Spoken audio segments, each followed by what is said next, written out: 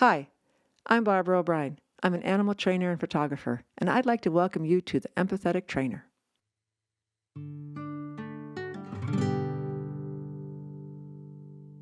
Hello, everyone, and welcome back to the Empathetic Trainer Podcast. Today's guest is Rachel Windchaser. Rachel is the author of Principles of Rewilding, Horsemanship from Nature, a journey into core beliefs and natural wisdom. She is the steward of Winchaser Ranch in Spain, where she cares for a rare herd of Spanish Mustangs.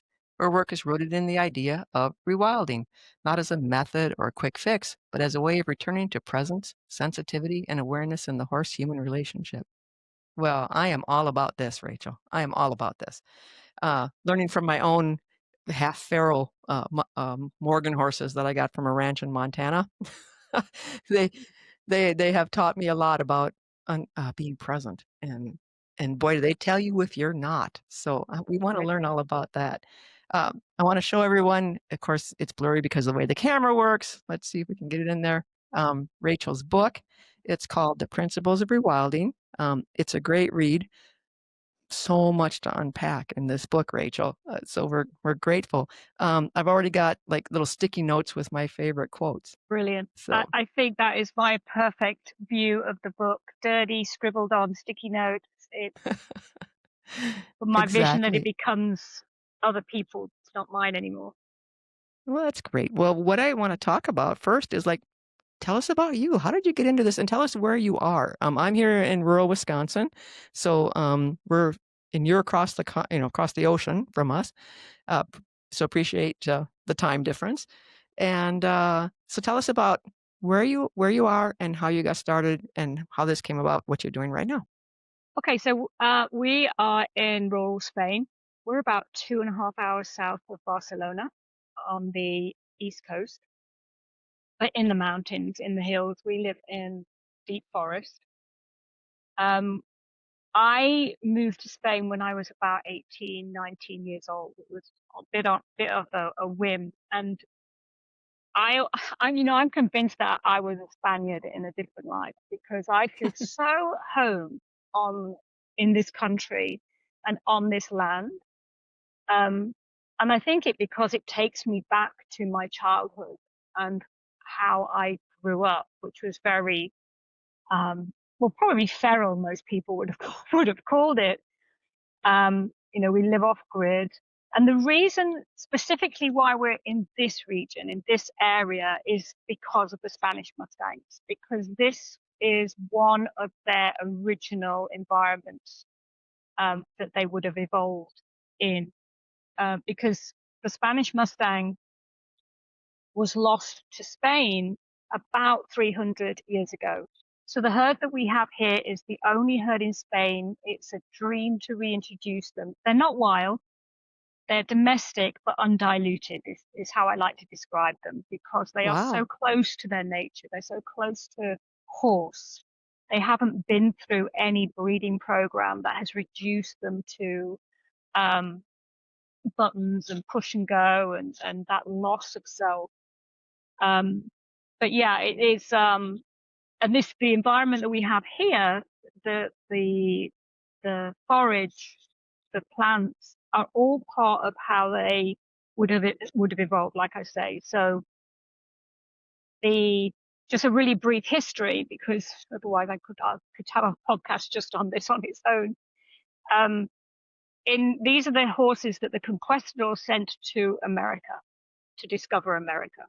And eventually they were, like I said, they were lost to Spain. And they were also becoming very lost in America until obviously that they were adopted by a lot of the tribes. And they became the Indian pony. And I fell in love with the story, the romantic side of it. And Charlie, who is the heart and soul of this ranch and why we're here, why it all began, this whole mission, really arrived in my life at a time that I needed him. So although my life has been quite eclectic, I've always come back to horses and I've always been healed by horses. They've always been very healing for me. And there was a moment in my life that I was I was asked by my partner, what's going to get you out of this deep hole? It was due to a bereavement and grief, but again, that's a different story. And I said, I need to get near horses because it was a very rare moment in my life that I had no horses in my personal horses in my life. I So I, completely understand that. Went yeah. through something similar. Totally get it. Ah, okay. And so I started looking, and I was looking for the Spanish horses. I had Spanish horses before, and I love the Spanish horses and how they think. And then I came across the Spanish Mustang, and it just grew from there. And yeah, the 10-year-old little girl in me decided, I know what I'm going to do. I'm going to set up a ranch and set up a reservation, and I'm going to bring them back to Spain. That's amazing. We're lucky that near me, maybe 10 miles away, is a gal who has Kiger Mustangs, which are Spanish Mustangs from the Kiger Range, That's and she beautiful. has some studs and some mares, and she's carefully breeding, and and she uses a very positive, wonderful relationship-based training with them, and just watching their relationship because there's not a lot of it's all in agreement, and it's beautiful. And so we're going to have her as a podcast guest sometime. But Oh, fantastic. I've seen them, at least the ones here in America. I've seen them in person, and the bone, the structure, the hooves, personality. Wow, just absolutely love them. But I think, I felt like I knew quite a lot about horses. I had my first pony at 3. I grew up with them. They were part of the family tradition. It's how we lived. Um, but these guys, which is probably what she is also experiencing, you cannot do it any other way but through relationship. They are so clear about what they need as a horse. And the change in me with them and how I approach the other horses in my care, which, my clients' horses, has made such a big difference. And really, that's where the book came from. I say that I wrote the book, the words are mine on paper, but it's only through me and it is from them, because the shift in the mindset of how the nature of us, if we can understand our nature and understand our horse's nature and what we share and what we don't share and respect that, be aware of that, these guys have certainly taught me that lesson. In fact, our foundation stallion here came from America. We actually brought him over. Well, Um, this is so interesting that they've come full circle. yes, Uh, yeah, so yeah. that part's pretty cool. So, how many Spanish Mustangs do you think are in Spain right now? I can tell you there's 5, and they're all mine. They're all here at the ranch. That's it. Wow. Yeah. Well, We had that's our first amazing. That's we had our amazing. first baby a few years ago. And yeah, so Okay, well, cool. Well, I want to talk about one of the quotes very early in the book, but it really struck me, and and hopefully you can explain better to us. Um, it says, "Rewilding is not about taming the horse; it is about untaming ourselves." And I just thought that was really deep. We have a 40-acre farm, small farm here in Wisconsin. As you can see behind me, it's open and rolling hills, whatever. When people come from the cities to visit, because it's metro areas, they go like this because you can feel the land. Just starting with the land helps them breathe because people, I think, the more mechanized and digital and crazy the world gets, the more people crave connection to nature. And I feel that horses are one of the best connections that we can get from something beyond ourselves, that is like nature in its form, because they're nice to be around. They're not going to hurt us like a bear could. They're not going to run away like deer will usually, right? You can interact with this creature that is purely 100% present there in the world. He's got no pretense. He's just doing horse things. He doesn't know tomorrow. So when they finally come, when they start to talk to the sheep and they talk to the horses, and they just, you can see it shed. They're just shedding. So let's talk about what you mean by rewilding and how that, kind of give me your lowdown on that. well, for me, rewilding is about remembering. It's about remembering who we are as a being first, and shedding the domestic side of our daily lives, the pressure that we put ourselves under.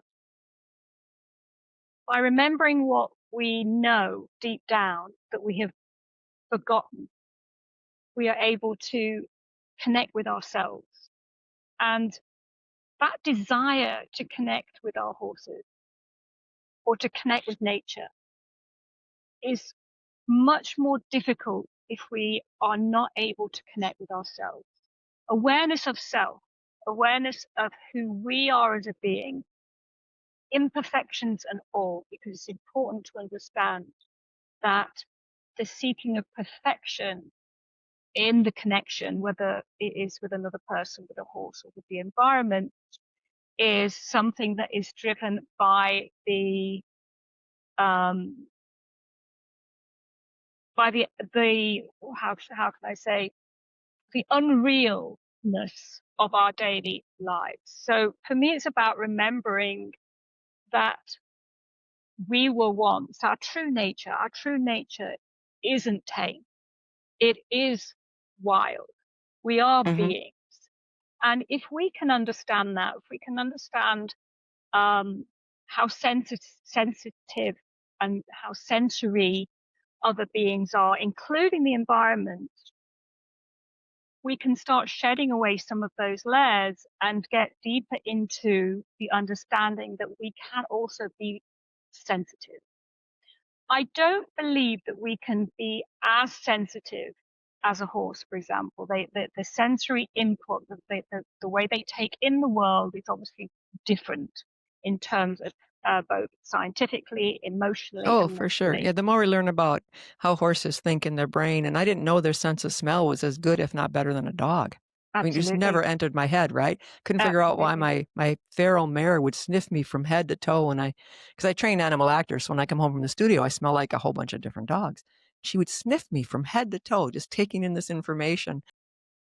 And I'd never had a horse do that. And I found out that that had to do with her sense of smell and that she was Yeah. curious. We go for a lot of forage walks here, and you can see them tracking.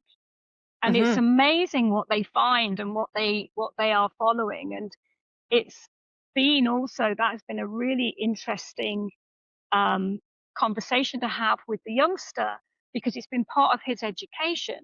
Because if we take the older horses out, they're going to leave their smell, because obviously they have scent pads in their hooves, and they Mm-hmm. leave their poop, etc.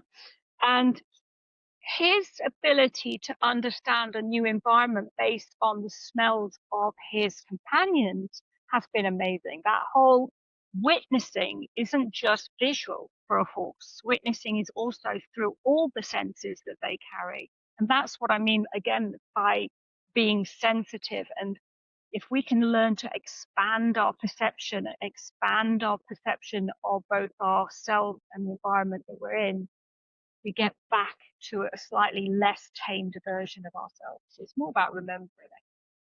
Okay, so I have a question then. Say there's a scenario, somebody, gets a new horse and they bring it, we're going to say that it's home, so it's not a boarded situation. They can be with the horse, when they can. Um, and how do they start? Because say this horse has been trained and maybe could even be a little bit shut down, one or the other, either reactive or shut down, and kind of maybe, so let's pretend this particular horse is dull in the sense of he's been shut down and he just goes, okay, this is my fate. I mean, there's not much spark there because I'm just going to do what they need. We've seen this. Um, so they get this horse home. How do you suggest what would be the practical steps for them? And I realize in a book we talk about don't have an agenda, don't have, it's not a schedule, you're going to go in, but you talk about breathing a lot, which Yeah. I found to be very, very important when I'm working any kind of animal, to be matching their breathing and relaxing with them. And because horses don't know we're scared of them. Like, so that, like a little child, gets on there and they're like a little bit nervous. You say, let's take a breath. Let's just relax. Because he doesn't know that you're scared of him. So he's going to be scared too, which luckily I have nice horses, but you know what I mean? Like they don't know we're scared of them. So they get anxious when we're anxious. Right. So what would be your suggestion for a practical, or a way to start? Because it's a process. It always starts with us, the human being. Any relationship with a horse starts with how we show up, present ourselves, because of how sensitive they are and what they're going to pick up. Hmm. Um, Assuming that we've left the horse enough time to settle within this new environment, it is about understanding what you take in. There's many people say, leave your baggage at the gate. I prefer to say, I'll be aware of your baggage and take it in with you. Because the Hmm. moment you start cutting things out of what you would like to present, you're showing it something that is not authentic. And And they know the difference. the horse will be fully aware that you are hiding something. You've left something behind. That Hmm. creates the distrust because horses are constantly having the conversation with themselves, am I safe? Not that they're always in that sort of tight flight, panic mode, but am I safe? They're only safe when they can fully trust the authenticity of the being in their environment. So make sure that when you're turning up with all your imperfections, that you're aware of them. And by being aware of them, it means that when you start feeling tense, you can take a breath and lower your shoulders. You can reground. You can have that centering. You can offer the horse an open heart. Then they I become love that. curious. Offer the horse an open heart. Yeah, That's a beautiful visual too. thank you. And let the horse be curious. Because what we tend to do when we're feeling tense and unsure, and often we're unsure when a new horse comes into our circle, because you don't know them, you don't know their reactions, we shut them down and we stop them being curious because we're looking for something still. Let them move. Movement for horses is such an important part of their well-being, their mental well-being, as part of the physical. And they need to move and do their steps, if you like. When a horse is anxious, they need to move. If not, they're going to flight. So they're going to do a big movement, or they're going to flight internally. And that's when you start to get a much deeper shutdown. So allow them to be curious. Allow yourself time and Which is keep different breathing.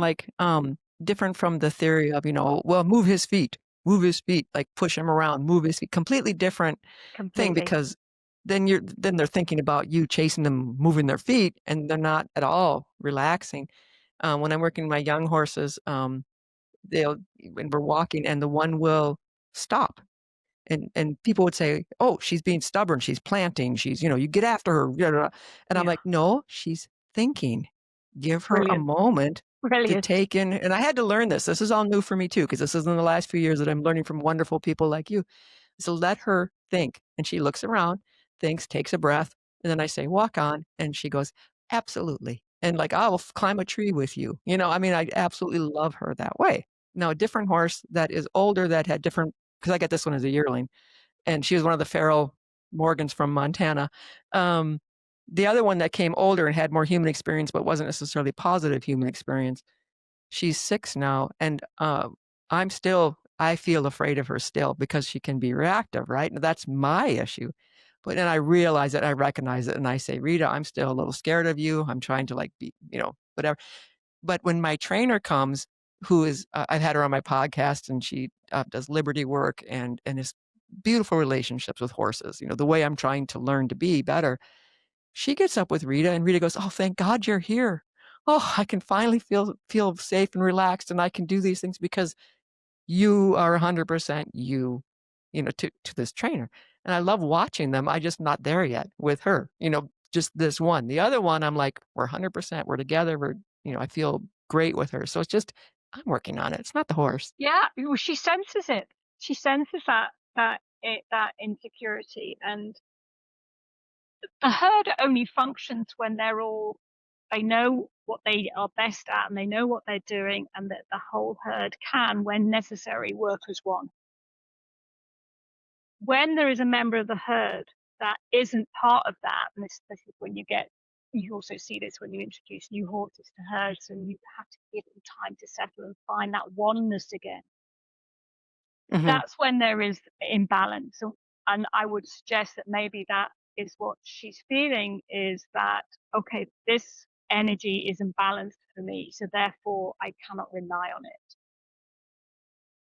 And what I do like what you just said is that you talk to her and you say, I'm a little bit still unsure about the situation, still unsure about you, because that's really powerful. Because a lot of people say you shouldn't be talking around horses because they don't understand your words. Of course they Oh, don't. they feel it. Yes. They don't understand the actual word, but the energy you give them, that's what they read. And then they start giving you more space to evolve within that. And once they've given you that space, it's only a matter of time before you become the one. And you also talk about what other trainers have talked about too, is called what they refer to as matching steps. So when you're walking, you're matching their energy and they're kind of wandering and you're just, walking with them, matching that, like herds do. Horses do that with each other. If you watch them, they'll get in sync with each other. How does that benefit your relationship? It does two things. I like to call it synchronizing, because it's not just about Mm-hmm. the step. Because if we are standing and having a moment, then we can synchronize breath, we can synchronize posture, we can synchronize energy. So it's not just a case of walking, because I try not to make it so rigid, because people just then concentrate on their feet. Guilty, because you're like, oh, I'm not really quite keeping up, and then and then I get anxious, right? Exactly. And that anxiety creates the bigger rift. So Right. yes, it's nice to match and be in sync. And the more you practice it, the more you realize you're doing it. People that go away and start videoing themselves, they'll send me videos and say, oh my God, look, we're matching steps. We're perfectly in sync. I didn't even think I wasn't practicing that, because you just get into rhythm. It keeps you there in the moment. It keeps you connected in a way that there is this sort of invisible ribbon between the two of you. And what they feel is that security of, if I turn right, she's going to come with me. What's interesting is when we practice this enough, is that when we turn left, they come with you. They will find the sync with you. That is the best feeling. It is. Mine have 24/7, pasture and forage and friends, and nobody's in stalls or anything like that. And so when I go out in the paddock, the youngster that I have 9 horses right now, but they're all Morgans. And they're all old style Morgans, so similar in body type to your Mustangs. And they're, Morgans can be compared to Iberian horses as far as the old style Morgans, with the way they move. And I do love all the Spanish horses in general. Anyway, she follows me around the paddock. It's like the best feeling, because it's like, I'm going to go over, I don't have to even talk to her. She just finds me and we just walk around and we do our things and da da da da. And then the other one comes, and pretty soon I've got 4 or 5 of them. And it's this wonderful energy of like, nobody's got a halter, nobody has a lead. They just want, and I'm not feeding them. So it's not about like, you're going to feed me this minute, it's just, we want to be with you. And my son, who comes and he's, in his 30s, and he comes and takes care of the farm when we travel. And he goes out there with his guitar and he sits in a chair and he plays the guitar, and all 9 of the horses, he said, and he doesn't even ride anymore, but they stand there and that's his piece. And they, the horses seem to really like it. Nobody gets fighting. Nobody, they just stand there. It's just the funniest thing. And I find that that's great therapy for him. Of course, horses are great therapy for all of us, but yeah. So I do love that magic, in a sense, when they like really want to be with you. It's not about this, I'm going to do this and you're going to comply and da da da. It's just, we're going to do this together. So a lot of it tell us about how you take your horses for a walk. Okay. And then 2 different ways, like people who have their own area, their own land, that's one thing. But what about when you're boarding and you want to take your horse for a walk, or your 2 horses for walk. How do you learn to do that without, you know? It is difficult. It is difficult. I mean, for us here, of course, it's easy. We live very remotely, and if I go out with one, the others will follow. What we do have to be careful with here is obviously the stallions and the mares, because, for obvious reasons.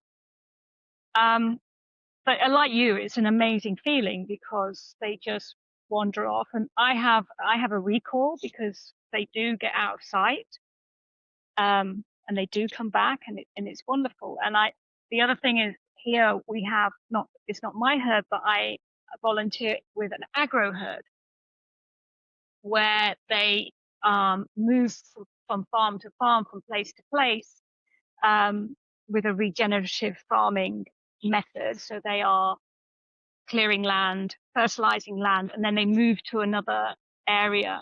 And these could be quite a long distance. That's so interesting. I don't think I've heard of that over here. Yeah, there's the caretaker of the herd, the principal caretaker, and then I go and volunteer as one of the outriders. And then we're there, and there's all these horses just running around, but in sync, in rhythm, following, and then one will shoot off and one will come back. And that's an incredible feeling because they are just being the herd. They are just following the caretaker who is riding out, and then I'm sweeping behind. It's just a really, really, really beautiful feeling. When you're boarding, it is hard because there's so many regulations and safety issues that you have to comply to. But even a short walk, it's not about the steps you take. It's about the moments you spend. It's about the time that you breathe with them. It is about the rhythm of the life that you live with them. Horses love rhythm. The moment that they are in rhythm, they are in a sense of a state of calm. The only times horses live out of rhythm is when they're fighting or when they're frightened, or play. Play is slightly different because obviously that's a fun thing. But if you watch your horses, they live a life of rhythm. They walk in rhythm, they graze in rhythm, they breathe in rhythm, they trot in rhythm, they move in rhythm. And that goes back to also being in sync with them because you're showing and sharing that rhythm. It's just another way of being a safe space for them. So it's difficult to talk about boarding facilities without actually seeing what they've got and walking out. So you can have that sort of same feeling with them by just spending time. Right. But the key would be is spending undemanding time. Absolutely. Absolutely. It's not, it's about quality as well as opposed to quantity, which is a really cliche thing to say, but for our horses, it is so true. And consistency, not routine. Routine dulls their mind. And what I mean by routine is, so for example, let's say you feed your horses at 5 o'clock every day. So by 5:05, they're anxious. Because there is no ability or no room for them to feel the flexibility in the relationship. Consistency is, okay, it doesn't really matter what time it is because I know she'll turn up. And when you offer them that consistency within a non-demanding conversation, so you're not asking anything of them, they are liable to give you a lot more time and a lot more of their personal energy in that moment. They're going to hang out with you more, emotionally, mentally, and also physically. Oh, we were talking about where to find your book, and you Yep. said it's available on Amazon and on your website, which we will put links in the show notes and stuff so people can find it. You also had an ebook, a free ebook online, which I thought was very generous, and that's kind of how I think I found you on Facebook to begin with. Yeah, and then went and looked at that, and I went, oh, I got to talk to her. So that's good. Let's talk about your courses that you do. Okay, so I have a 5-step program which is based all around rewilding, rewild coaching, and it builds. We spend 4 or 5 weeks in each of the steps, building, going deeper into paralleling, I think, both the science and the energy and the mystery of how we can become better people and better horse people. It's Hmm. really about how we can tap into our own abilities to understand, which I know I repeat a lot, but it really is so, so important. And that takes us all the way through the senses, emotional resilience, all about how we can have better understanding. There is also a course that I do called The Power of Touch. One thing that I've learned over the years is just how important touch is to our horses. We are very tactile beings, so we end up touching our horses before we do anything else. Everything's about doing, and a lot of that is about touching. And again, if you notice Hmm. how horses interact with each other, apart from when they're grooming or when they're in play or having a physical interaction, but that is rare. 85% of the time, they're just close. They are not touching. Hmm. They're just holding space for each other. The comfort and the security they find is not through touch, it's through that consistency, it's through that rhythm that we were talking about. And Hmm. one of the things that we have done to our horses, to our domestic horses, as we have diluted them, is disconnect their mind from their bodies because we don't allow that conversation to follow through. We don't allow that loop of information to complete. We go and halter our horses without thinking about what that haltering means or feels like to that horse in that moment. We saddle our horses without thinking or preparing them with that weight on their backs. There's a simple, really simple exercise that I do, and it changes people's perception enormously. And that is, I ask them to hold their earlobe with one of their hands and put a little bit of pressure on it, not enough to hurt, but just a little bit of pressure, and then let go. And see how your mind has connected to that earlobe, and that you can still feel the sensation in that earlobe, but you're no longer touching. And that connection of mind and body is so important to our horses to say, this is where I'm coming. This is what I'm doing. This is where I would like to be. But within a dialogue of connecting their mental capacity to understand with the actual physical actions that we want to do. It's just a polite way of saying, do you mind? As opposed to, I'm just doing it. Well, that's wonderful.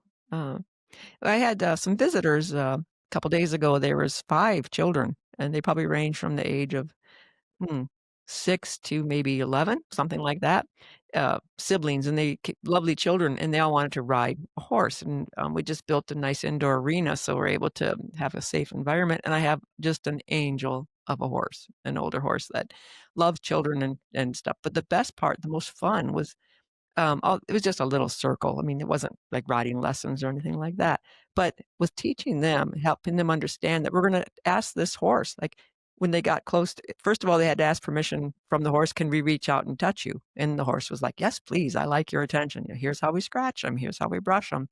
And this horse thrives on this kind of loveliness. And then we saddle her up, and I showed them how carefully we saddle her up. We're showing her the saddle pad. We're going to put the saddle pad on now. Thank you, April. That's her name, April. We're going to put the saddle on now, and then we're going to slowly, tighten the girths. And we're going to talk to her the whole process. And they were so like sponges because they're just like eating this up. It was fun. And then when they get to her, and they're on because she's taller and they're small, they're standing on the mounting block, and they want to like get right on. And I said, "Oh no, stand here. Stand. First of all, we're going to take a nice breath," and we explain how the breathing gets them. I said, "Because if you're anxious, she feels that. We want her to be happy." And then we're going to say, "Do you mind? We're going to get on you now." And And they were like, they thought that was wonderful. They'd scratch her neck and say, I'm going to get on you. I'm going to ride you. Because that helped them process Yeah. what they're going to do next. And then that their body was prepared, you know, and then they got on and we just stood there. And I said, I want, you know, just take a breath. And then like when we walked, the smile on their face, and the horse was probably smiling too. I mean, I can feel how happy she is to just follow in a circle, and they all got their little rides. And then I said, "Now tell her thank you." And I was just trying to show respect for this other sentient, you know, living creature, which I want all my animals to feel that way. And there's a lot of pushback on what you're trying to do and what other people are trying to do to get us to understand our horses better. Some people feel that this whole approach is like silly, waste of time. You're going to have these bad mannered horses, you know, just a completely different, you know. And of course, we need to be safe around our horses, and they need to have a perception of where our body is and where their body is and how we don't collide, you know. And these are all things to work on. But how do you kind of encourage thinking that this is a living, breathing thing that we need to be in agreement with, as opposed to it's a machine, we can just get on it like a motorbike? I think it's important to understand that their ability to have this conversation with us when we are asking instead of demanding has an energy to it that helps them understand that you're there to collaborate. The collaboration, as opposed to compliance, doesn't look that different to some people, but to some of us, it's huge. It's absolutely huge. And I think we are fearful of, I think there's two camps. There's those that are fearful that they will lose their desire, so they will not be able to achieve their goal as a human being and actually ride. If they follow this path, because I get this question a lot. Yes, Rachel, but if I follow this, if I go down this horsemanship from nature and follow the thinking of the horse, etc., does that mean I can't ride? Does that mean I won't be able to do the things I want to do as a human being?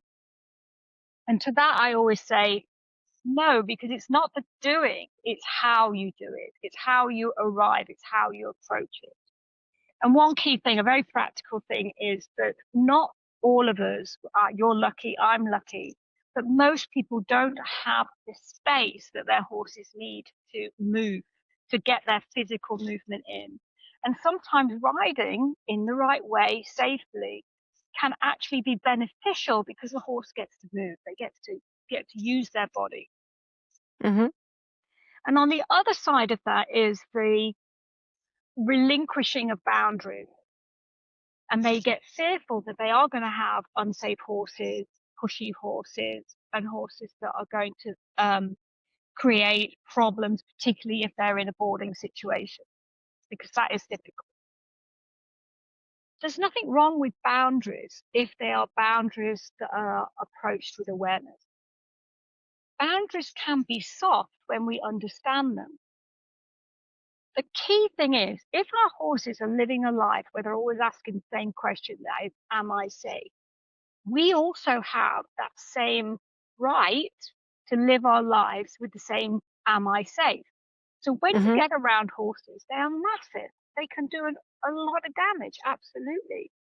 But by approaching them with awareness, with soft boundaries, but still boundaries, you can still have a relationship with a horse. You can still be there in collaboration. You can still ask for willingness, but still have a relationship where, as human beings, our domestic horses are part of our lives, and we get to do what we would like to do. I mean, I ride my horses, and yes, I ride bitless and barefoot, and in a way that is always through choice, through Charlie. You know, where do you want to go today, Charlie? What do you want to do today, Champ, or whatever? But it's important to realize that boundaries don't have to be harsh. It doesn't have to be force through boundary. It can be a soft explanation through a boundary. And I think that's an important point to put out there, because like I say, I get so many people concerned about, yeah, but I'm not going to be able to do what I want to do. And I'm going to get judged by the other people around me because I'm not going to be progressing. And we all, the human, how we, the human, you're going to have to edit this out, but our desire to always progress, to always move forward Mm-hmm. is so strong because we're in competition. If we're not in competition with somebody else, we're in competition with ourselves. And it can be really stifling, and it's a destroyer of relationships in the end. But it's important to understand that if we give it a go, you will, this way of being is perfect example of the tortoise and the hare. Because what you get is a foundation, what you get is a relationship, and what you get is exactly like you're experiencing with your horses, is that willingness for them to say, okay, let's give it a go because I really trust this Mm-hmm. relationship, because Right. they know if they're not feeling okay, you're going to listen. And that's Well, the yeah, key. with my young horse, they're just 4 years old now. When I try to put her back after we've gone for a walk or we've done some stuff, walking around the farm, she's not been sat backed yet because she's just 4 and I'm careful with her growing. But anyway, getting closer to short periods of being backed. She doesn't want to go back into the barn or the pasture, the paddock. She doesn't want to go. She wants to keep playing the game. It's like, we're having so much fun. Why are you going to put me back? I don't want to go back. Even that's where her friends are. That's where the food is, the pasture.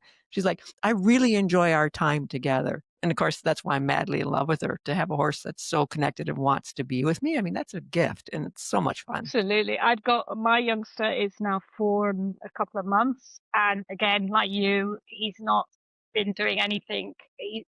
I always say he's been coloring outside the lines. We are now slowly coloring inside the lines. We're having a few more formal conversations. So he has had a bareback pad, very soft bareback pad on him. Exactly. Same principle. Yep. And what is amazing is I showed it to him. He sniffed it. He smells of a million horses because it's a tool I use a lot. And we went through the whole conversation of showing, of feeling, of, connecting the mind to the body, connecting the mind to the items, connecting the mind. He's doing all those conversations, placing it on his back, nothing, because he trusts the moment and he knows that, okay, this feels okay. Did up the cinch, nothing. There's no reaction whatsoever. And I had a friend here and she goes, oh my God, that was boring. No, that was amazing. That was amazing. And he's so Right. comfortable with this bareback pad. The other day we went for a walk. So that's my, I have this principle of doing familiar things in familiar spaces and then doing familiar things in not familiar spaces, because it gives you an indication where your baseline is. So now Okay. we're going for walks with this bareback pad. So he knows the walk, that's familiar, and he knows the bareback pad, that's familiar. Now we're putting the two together. So now the bareback pad in this familiar place, but that's unfamiliar, but you can connect the two as being a good experience. And so there is no reaction. So he's just responding to the conversation. He's so cool with it. He's so like blasé with it. I did take him back and put him back and took the halter off, and gave him a scratch, turned my back and went, oh no, I'd left it on him because he was just like, oh, this is cool. Right. Right. Yeah. Oh, I love that feeling.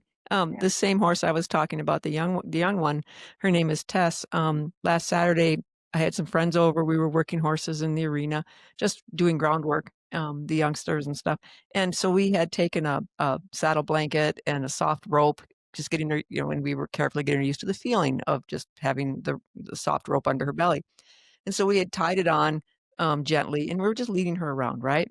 Well, I'm leading her, not watching her body language close enough. She lays down to roll, okay? And I went, well, I'm not going to fight you. It's my fault for not, not paying attention, that keeping your head up. So she rolls, and of course, the blanket comes undone and kind of sloppily goes to her side and under her belly, and I'm like, oh, this is not good. She's going to blow up. This is scary to feel all this weird stuff on her. She stood up and she looked at me and went like, oh dear.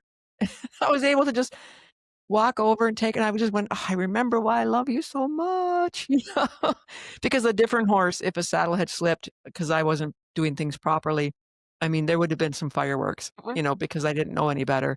But this horse is like, "Well, you're not gonna hurt me, so whatever silly things happen, probably can handle it," because it wasn't causing her pain, it was just a weird sensation, you know?